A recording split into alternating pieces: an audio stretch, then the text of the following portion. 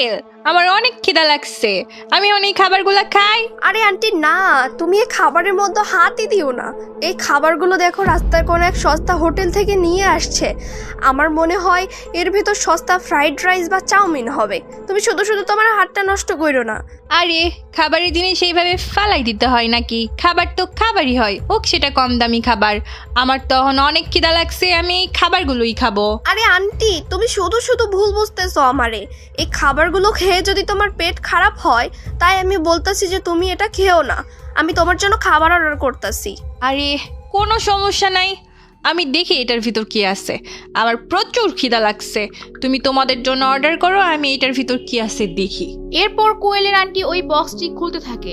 যখনই সে বক্সটি খুলে তার ভেতর থেকে অনেক সুন্দর সুঘ্রাণ আসতে থাকে। খাবারের এত সুস্বাদু ঘ্রাণ ছিল যে তাদের রুমের মধ্যে এই ঘ্রাণটা ভরে যায়। আরে কি সুন্দর ঘ্রাণ, আমার তো ঘ্রাণ শুনেই খাইতে ইচ্ছা করতেছে। মনে হচ্ছে অনেক এক্সপেন্সিভ কোনো খাবার হবে। এটা শোনার পর সেখানে থাকা কোয়েলের বন্ধুরা ওই খাবারের সামনে এসে ঘেরাও করে। এরপর তার আন্টি বক্সের ভেতর থেকে সবকিছু যখন বের করতে থাকে, সেখানে একটি শরবতের বোতল বের করে। আর সেটা দেখে কোয়েলের এক বন্ধু বলে, আরে ভাই, এই শরবতের বোতলের দাম অনেক হবে। এটা বিদেশি শরবত মনে হচ্ছে, আমি এমন সিন একদিন খাইছিলাম। এটা অনেক এক্সপেন্সিভ হবে দোস্ত, এটার প্রাইস 10,000 টাকার উপরে হবে মনে হচ্ছে।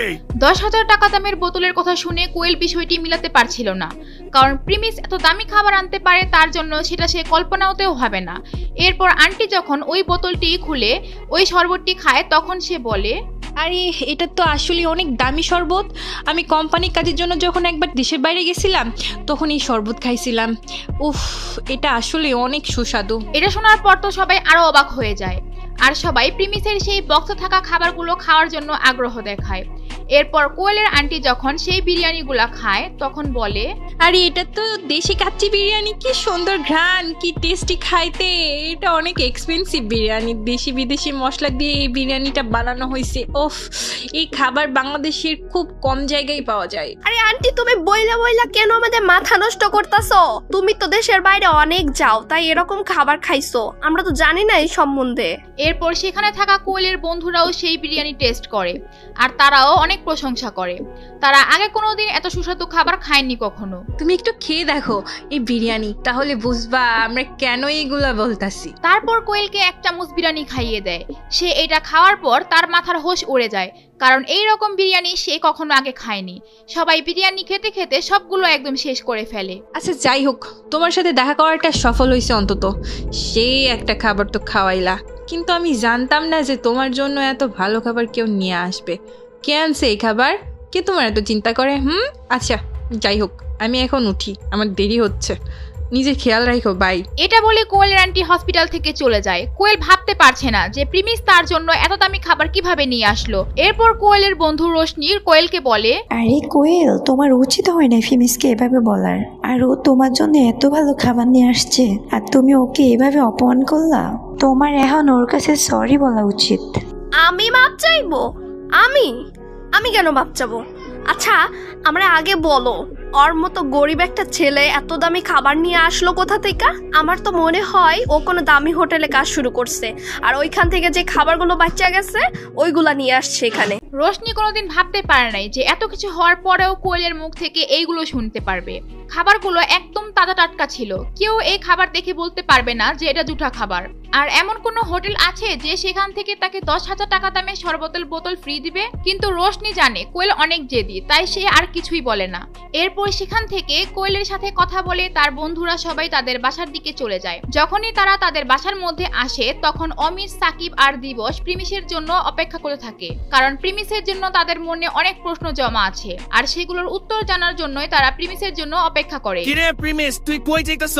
এই তো আমি রুমে যাইতেছি। আচ্ছা দাঁড়া, তুই আমাদেরকে আগে একটা কথা বল। তুই কোয়েলের জন্য যে খাবারগুলো নিয়ে গেছিলি, এইগুলা তুই কোথা থেকে নিয়ে আসছ? এই ব্যাপারে তো প্রিমিস কিছুই ভাবেনি যে তার বন্ধুরা এই খাবার পাওয়ার পর কি ভাববে, কোথায় থেকে এনেছে, এইগুলোর জবাব কি দিবে। সারা রাস্তায় তো সে রিমিনিকে নিয়ে ভেবেছে। কিরে প্রিমিস, বলস না কেন? এত দামি খাবার তুই কোথা থেকে নিয়ে আসছ? আরে আমি তো তোমাদেরকে বলি নাই, আমি নতুন একটা জব পাইছি বড় একটা হোটেলে। সেখানে আমার সার্ভিস তাদের অনেক ভালো লাগছে, আর ম্যানেজার জানে আমি পাশাপাশি পড়ালেখাও করি আর আর আমার কয়েকজন বন্ধু আছে, তাই সে তোমাদের জন্য খাবার প্যাক করে দিছে। প্রিমিসের এই কথা শোনার পরও অমিত আর দিবস তো পুরোপুরি বিশ্বাস করে না, তাদের মনে সন্দেহ থেকেই যায়। তারপরও এখন প্রিমিসকে বলার মতো কিছুই ছিল না, কারণ হসপিটালে কোয়েল এমনিতেই অনেক কিছু বলেছে, তাই সে আর কিছুই বলে না। আচ্ছা দোস্ত, তোরা থাক, আমি একটু ক্লান্ত এখন, আমি একটু রেস্ট নিব, তোদের সাথে আবার কালকে কথা বলবো নে। এরপর প্রিমিস সেখান থেকে চলে যায় আর তার রুমে গিয়ে ঘুমিয়ে পড়ে। পরের দিন সকালে প্রিমিস ঘুম থেকে উঠে কলেজে চলে যায়, আর কলেজের ক্যাম্পাসের সামনে একটি মেয়ে প্রিমিসকে ডাক দেয়, আর সেই মেয়েটি ছিল বিলকিস। বিলকিস হচ্ছে প্রিমিসের এক্স গার্লফ্রেন্ড সুনাইরার রুমমেট। আপনারা হয়তো পার্ট 7-এ একটি মেয়েকে লাইভ করতে দেখেছিলেন, সেই মেয়েটি হচ্ছে এই মেয়েটি। আরে প্রিমিস, তুমি আমার লাইভে ফলো করো না? তোমার এই যে লাইভের মধ্যে দেখি না, তোমার যদি অ্যাকাউন্ট না থাকে তাহলে একটা নতুন অ্যাকাউন্ট খুলে আমাকে ফলো করো। এটা বলার পর প্রিমিস তাকে কিছুই বলে না, আর ঠিক সেই সময় সেখানে হাজির হয় প্রিমিসের এক্স গার্লফ্রেন্ড সুনাইরা। সুনাইরা এসেই বলে, আরে বিলকিস, এই ছেলেটা ফলোয়ার বানায় লাভ কি তোর? তোর লাইভের ভিতর আইসা 5 টাকাও গিফট করতে পারবে না। এমন অ্যাকাউন্ট ফলো করলে কি, না করলে কি? আরে কিছু গিফট করুক আর না করুক, ও আমার লাইভ দেখলে ভিউজ তো বাড়বে নাকি? আর তুই জানোস না, যত ভিউজ তত পপুলারিটি। প্রিমিস ওদের কথা শুনে কোনো জবাব দেয় না, কারণ সে ভাবতে থাকে আজকালকার ছেলে মেয়েরা কি ফালতু জিনিসের উপর টাইম নষ্ট করছে। তাই সে ওখান থেকে চলে যেতে নেয়। আর তখন সুনাইরা বলে, যে আমাকে কিছু দিতে পারে নাই সে আবার তোমাকে কি দিবে? যার দেওয়ার ক্ষমতা নাই সে আর কি করবে?